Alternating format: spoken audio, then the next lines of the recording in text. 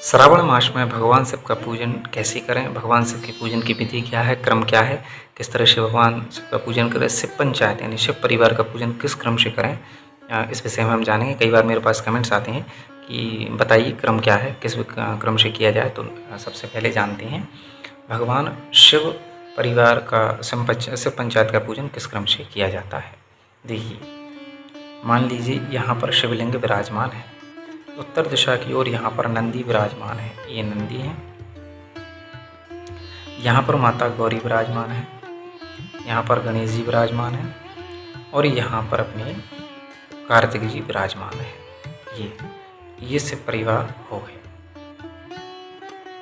इस प्रकार से आप शिव परिवार को रख सकते हैं। यहाँ पर नंदी विराजमान होंगे उत्तर दिशा में, यहाँ भगवान शंकर का त्रिपुंड रहेगा, ये जलहरी रहेगी, यहाँ पर नाग देवता रहेंगे।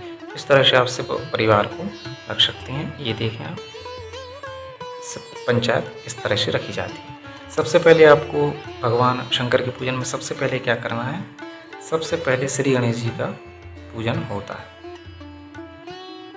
यानी जब भी आप पूजन प्रारंभ करें, ध्यान प्रारंभ करें, स्नान प्रारंभ करें, तो सबसे पहले आपको गणेश जी का ही पूजन कराना है।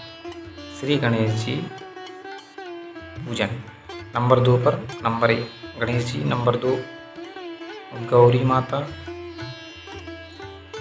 नंबर 3 है नंदी, 4 हैं कार्तिक भगवान, 5 हैं सर्प और फिर भगवान शंकर।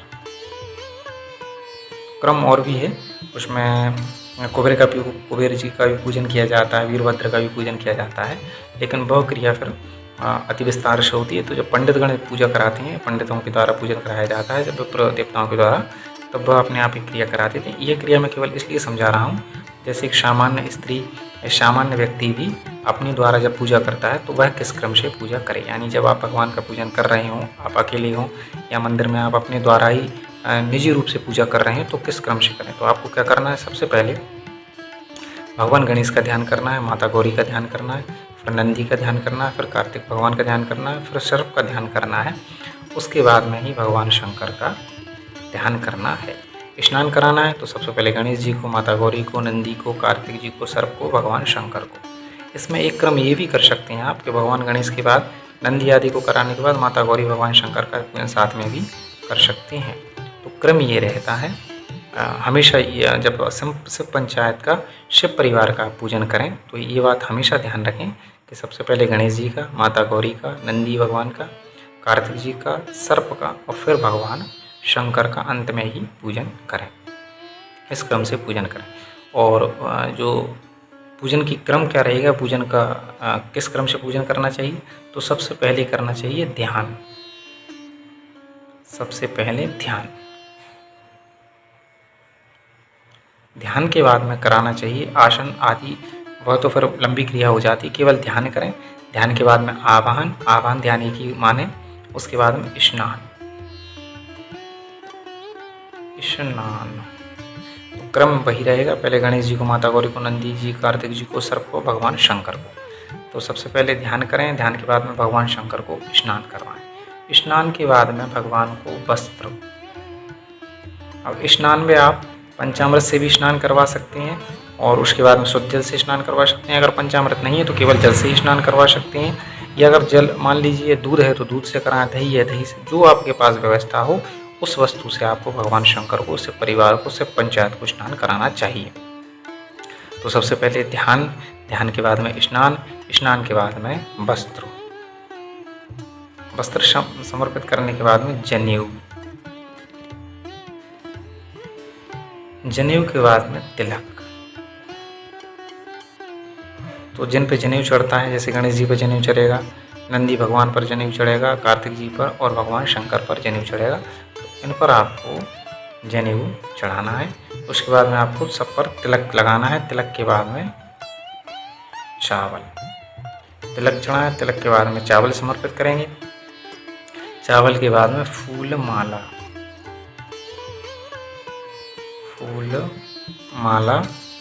या फूल। ध्यान, स्नान, वस्त्र, जनेऊ, तिलक, चावल और उसके बाद में फूल माला, फूल माला के बाद में दूबा। तो जिन जिन पर दूबा चढ़ती हैं उन्हें दूबा चढ़ाएंगे। यानी मान लीजिए देवी पे दूबा नहीं चढ़ती है, गणेश जी को दूबा पसंद है तो गणेश जी पे दूबा जरूर चढ़ाएंगे।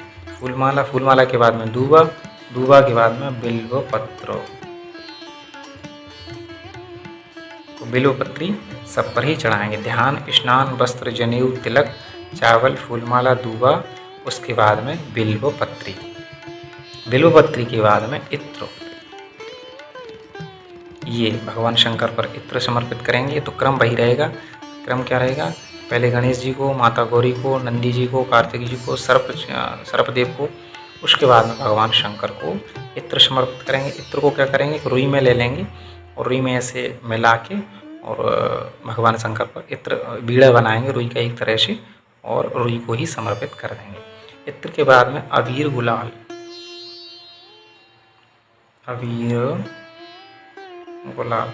तो ये क्रम केवल मैं उन लोगों को बता रहा हूँ जो निजी तौर पर पूजन करते हैं, या जो खुद पूजन कर रहे हैं, स्त्रियां पूजन कर रही हैं, जो व्यक्ति पांडित कर्म को नहीं करते हैं, पंडिताई को नहीं करते हैं, वो लेकिन प्रतिदिन पूजन करते हैं और निजी तौर पर पूजा कर रहे हैं और वो जानना चाहते हैं कि किस तरह से पूजन होता है, तो उनके लिए ही ये मैं वीडियो बता रहा हूँ। तो बहुत ही गहराई से आप ना समझें, केवल एक क्रम बता रहा हूँ जिससे आप निजी तौर पर डेली जो पूजन करते हैं या श्रावण मास में जो पूजन कर रहे हैं, तो उसका क्रम किस तरह से आप बना सकते हैं। तो क्या चल रहा था हमारा? ध्यान, स्नान, वस्त्र, जनेऊ, तिलक, चावल, फूलमाला, दूबा, बिलपत्री, इत्र, अबीर गुलाल।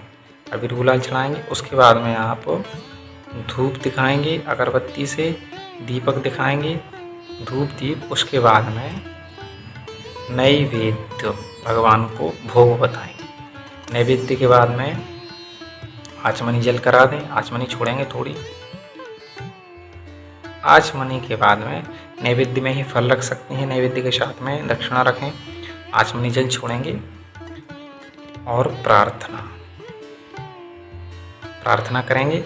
प्रार्थना के बाद में पुष्प छोड़ेंगे और आरती। तो आरती के बाद भी प्रार्थना होती है। ये प्रार्थना पहले कर सकते हैं आप, नैवेद्य के बाद में प्रार्थना करें, फिर आरती करें, आरती के बाद में फिर साष्टांग प्रणाम करेंगे। एक बार पुनः क्रम समझ लेते हैं हम क्या है। श्रावण मास में भगवान शिव का पूजन कैसे करें, यानी शिव पंचायत का, शिव परिवार का पूजन कैसे करें। ये इस तरह से आप शिव पंचायत को रखें। अगर मिट्टी की शिव पंचायत आपने बनाई है तो इस तरह से रखें।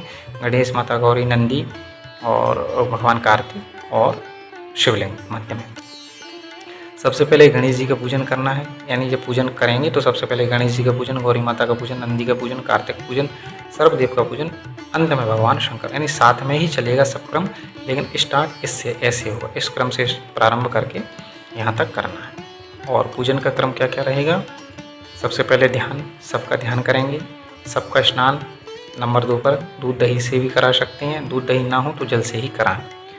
नंबर 3 पर वस्त्र पहनाएं, फिर जनेऊ चढ़ाएं, फिर तिलक लगाएं, चावल समर्पित करें, फूल माला समर्पित करें, फूल समर्पित करें, दूर्वा समर्पित करें, बिल्वपत्री समर्पित करें, इत्र समर्पित करेंगे, अबीर गुलाल समर्पित करेंगे, धूप दीप समर्पित करेंगे, दिखाएंगे, हाथ धुल लेंगे, नैवेद्य समर्पित करेंगे, नैवेद्य में ही फल भी समर्पित कर देंगे, आचमनी समर्पित करेंगे, प्रार्थना करेंगे, आरती करेंगे और प्रणाम करेंगे।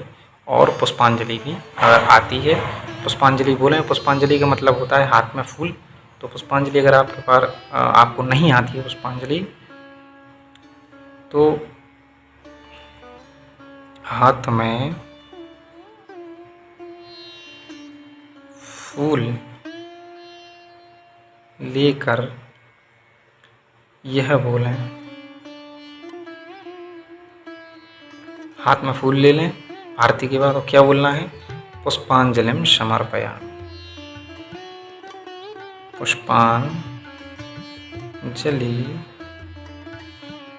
समर्पयामि, पुष्पांजलि समर्पयामि। केवल इतना बोल दें, हाथ में फूल ले लें और छोड़ दें, इससे भी पुष्पांजलि समर्पित हो जाएगी। तो उम्मीद करता हूँ आपको वीडियो समझ में आई होगी। आपके मन में भी कुछ प्रश्न हो तो ज़रूर पूछें। निजी तौर पर कोई प्रश्न हो आपका, इसमें से कुछ समझ में ना आया हो तो ज़रूर पूछें।